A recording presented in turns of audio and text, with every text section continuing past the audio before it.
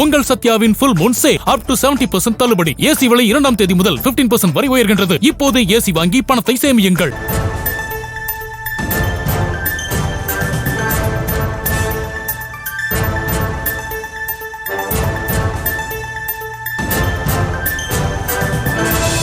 அண்மை செய்தி.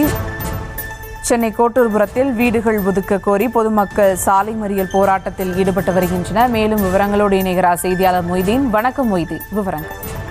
வணக்கம். சைதாப்பேட்டை சட்டமன்ற தொகுதிக்கு உட்பட்ட சென்னை கோட்டூர்புரத்தில் அடுக்குமாடி குடியிருப்பு கட்டப்பட்டுள்ளது. இந்த குடியிருப்பில் சுமார் 100க்கும் மேற்பட்டவர்களுக்கு தற்போது குடியிருப்பு ஒதுக்கப்படவில்லை என கூறப்படுகிறது. கடந்த திமுக ஆட்சியில் அமைச்சர் தாமு அன்பரசன் அவர்கள் அமைச்சராக இருக்கும் பொழுது கோட்டூர்புரத்தில் சுமார் 1000க்கும் மேற்பட்ட குடியிருப்புகள் இருக்கும் அடுக்குமாடி குடியிருப்பை கட்டி கொடுத்திருந்தார். அப்பொழுது அங்கு இருக்கக்கூடிய பொதுமக்களிடம் நீங்கள் இங்கிருந்து காலி செய்து கொடுங்கள், உங்களுக்கு மீண்டும் நாங்கள் குடியிருப்பை கட்டி புதிய குடியிருப்பு தருவோம் என கூறியுள்ளார்.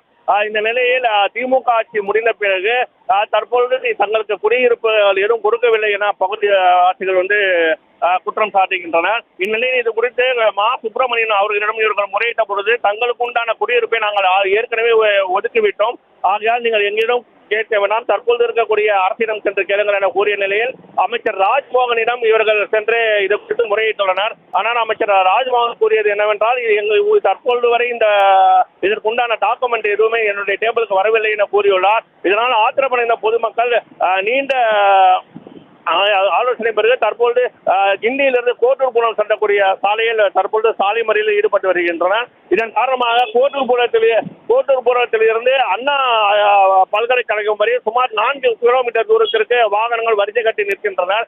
இவர்களிடம் காவல்துறையினர் பேச்சுவார்த்தை நடத்தி வந்த நிலையில் தற்போது பொதுமக்கள் எங்களுக்கு உண்டான வீடுகளை கொடுக்கும் வரையில் இங்கிருந்து நாங்கள் கலந்து செல்ல மாட்டோம் என சாலை மறியலில் ஈடுபட்டு வருகின்றனர். விவரங்களுக்கு நன்றி மொய்தீன். உங்கள் சத்யாவின் full moon sale up to 70% தள்ளுபடி. ஏசி விலை 2ஆம் தேதி முதல் 15% வரை உயர்கின்றது. இப்போது ஏசி வாங்கி பணத்தை சேமியுங்கள்.